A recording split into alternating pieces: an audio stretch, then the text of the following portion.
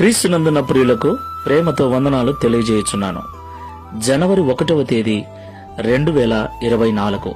ఈరోజు దేవుడు మనకు చేస్తున్న వాగ్దానం ఏమిటనగా జకరియా గ్రంథము 9వ అధ్యాయము 12వ వచనం.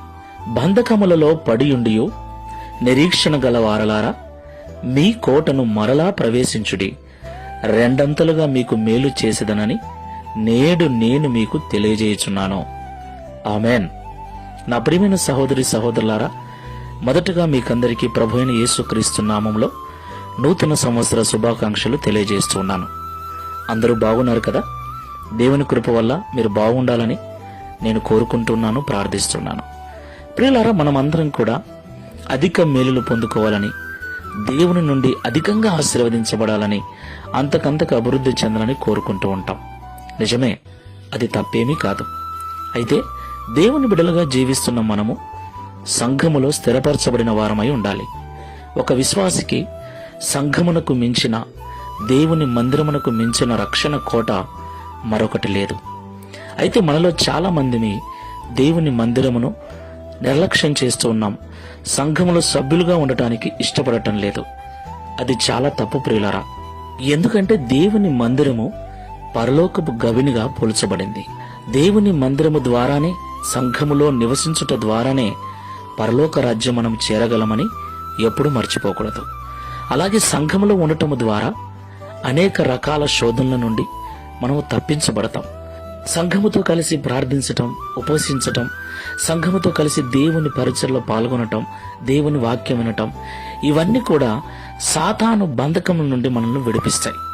ఈ మాటలు వింటున్న ప్రియ సహోదరి సహోదరుడా, ప్రార్థన చేసుకో. నువ్వు మరలా దేవుని సంఘములో, మందిరములో చేరాలని దేవుడు కోరుకుంటున్నాడు. అలా చేరినట్లయితే దేవుడు మునుపటి కంటే అధికముగా రెండంతల మేలు చేస్తానని ఈరోజు మనకు వాగ్దానం చేస్తున్నాడు. తీర్మానం చేసుకుని ప్రార్థన చేసుకుందాం. కృపా సత్య సంపూర్ణమైన యేసుక్రీస్తు ప్రభువా, పరిశుద్ధమైన మీ నామమునకు స్తోత్రాలు చెల్లిస్తున్నాం. ఈ నూతన సంవత్సరములో 2024వ సంవత్సరంలో మొదటి దినమున మాతో మీరు మాట్లాడిన శ్రేష్టమైన సంగతులను బట్టి స్తోత్రాలు. నిజమే తండ్రి, అనేక మంది లోక సంబంధమైన బంధకాలలో చిక్కుబడి సంఘానికి దూరం అవుతున్నారు, మందిరాలకు దూరం అవుతున్నారు. ఫలితంగా వారి జీవితాలు, వారి కుటుంబాలు ఇంకా భయంకరమైన, ఇబ్బందికరమైన పరిస్థితుల్లోకి వెళుతూ ఉన్నాయి.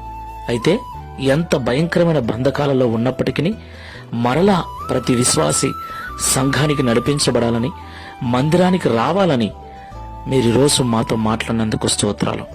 అలా మేము తిరిగి నీ మందిరంలో చేర్చబడినప్పుడు, సంఘములో చేర్చబడినప్పుడు మునుపటి కంటే అధికముగా రెండంతల మేలు మాకు, మా కుటుంబాలకు చేస్తానని మీరు వాగ్దానం చేసినందుకు వందనాలు.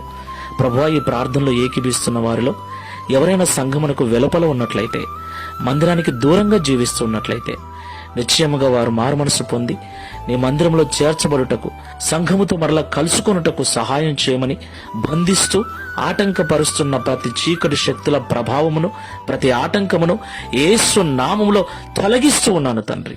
మీరు నాకు ఇచ్చిన అధికారమును బట్టి గద్దిస్తూ ఉన్నాను. మీరే సహాయం చేసి మరలా మందిరమనే సురక్షితమైన రక్షణ కోటలో వారు ప్రవేశించినట్లుగా నీ సహాయం అనుగ్రహించమని, నైనా ఈ నూతన సంవత్సరం అంతా నీ కృపలో భద్రపరచుమని, కావలసిన దీవెనల ఆశీర్వాదాలన్నిటినీ కుమ్మరించి నీ మహిమ కొరకు మా జీవితాలు వాడుకొనమని యేసు నామములో ప్రార్థిస్తున్నాము తండ్రి. Amen. Praise the Lord. God bless you.